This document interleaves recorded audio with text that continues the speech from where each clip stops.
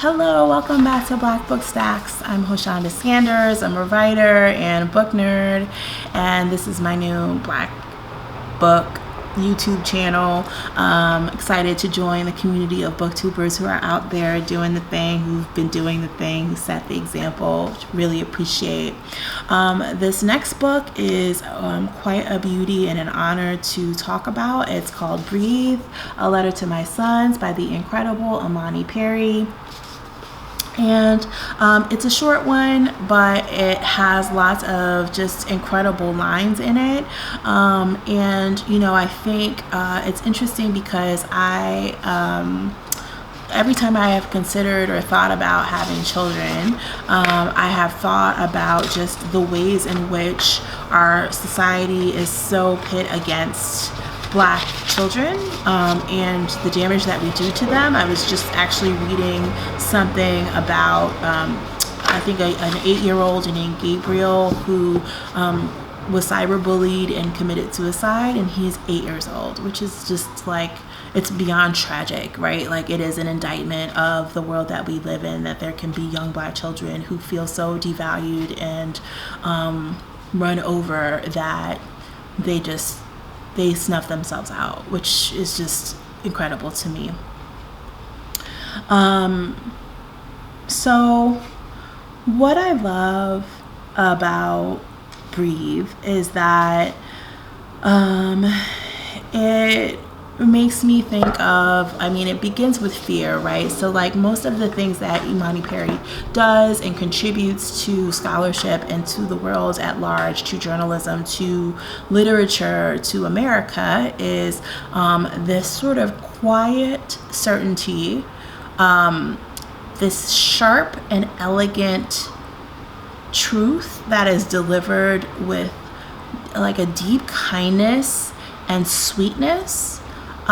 There is a fierceness to it, but it's not like the caricature of Black womanhood, right? Or Black people in general, that we deliver this sort of commodified or co-opted fierceness. It's not that. It's like a raging fire. It's like, you know, there are some wildfires throughout the world, I think, that smolder. You know, it's kind of like that, smolders. You know, there's something about Imani Perry's voice and the way that she tells the story and the way that she kind of stands up both for her sons and her children, and the way that she shows up for Black America, that is just incredibly moving. And so in this letter to her sons, there is this lyricism about her fear, about how, you know, I mean, you know, you may have heard the saying that when you have children, it's like your heart is walking around outside of your body. And so I kept thinking about that while I was reading this, because it really is just a reminder of some of the things that have bubbled up, not just in the last couple of years, even around fear of being a Black person in America, but really ever since, you know, President Obama was elected, right? Like, I remember just the tangible. There was this jubilee and excitement about the first couple and what they meant, you know, to history, what they meant to America, what they meant to Black America.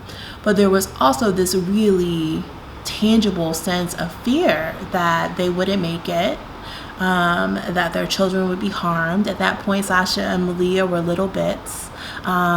Like, you know, Imani Perry's sons in this book. And, you know, I remember I was a reporter at the time, and I remember reading, you know, sort of the code names for Sasha and Malia, like, it just was like published, you know, Radiance and Rosebud. I was like, why would you even put that in the paper? Like, you know, that's, you setting them up for failure right now, you know, just like tell all the bigots that that's what the code name is for the children. Thanks. So you know, so Imani Perry writes about that. I want to call her Dr. Perry out of respect, but I've had the pleasure of meeting Imani, so I think she'd be okay with me calling her Imani Perry. Please forgive me, Imani, if you watch this. So, she talks about like nicknames and like not just like the world in which her children were born, but also the context in which they live, the fact that they spent so much time around people older than them, what that kind of has done, I think probably for their perspective, the way that she has kind of enriched their lives by allowing them to be around elders and the privilege of being around elders. And I absolutely inhaled this book because I obviously you could compare it to the work of other intellectuals or writers who have written in this tradition. I don't think you should. I think that my personal opinion, which of course it's my opinion, so I'm entitled to it before y'all get in the comments and get wild, is that Black American women who write are actually like some of the most American writers, right? And part of the reason why I believe that is because even in slavery times, we were birthing children, right? We were birthing children for the slave economy before we got free. If you could argue, if you wanted to argue about freedom, that's another YouTube channel discussion.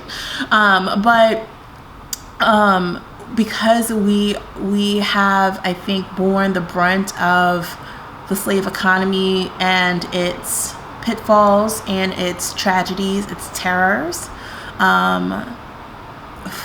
through a lot of means, right? That I think it's not necessary to go into, I think, the graphic and gruesome aspects of those terrors. But I would say that breathing, even, like the fact of it, the way that we take it for granted, like I think that's something that Black women writers have never really taken for granted, actually, because we've always had to consider and think about just the ways in which we were not necessarily quote unquote entitled to having those freedoms, the same freedoms as white women, the same freedom as Black men, right? So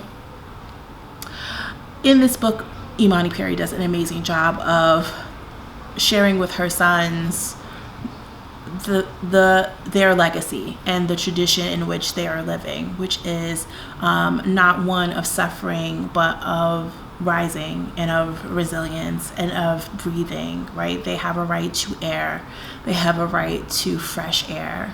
They have a right to living, right? And just like, all of that, what all of that entails, because the world, of course, is going to tell them different. It is going to make them feel as if their very presence is some sort of affliction or some sort of threat.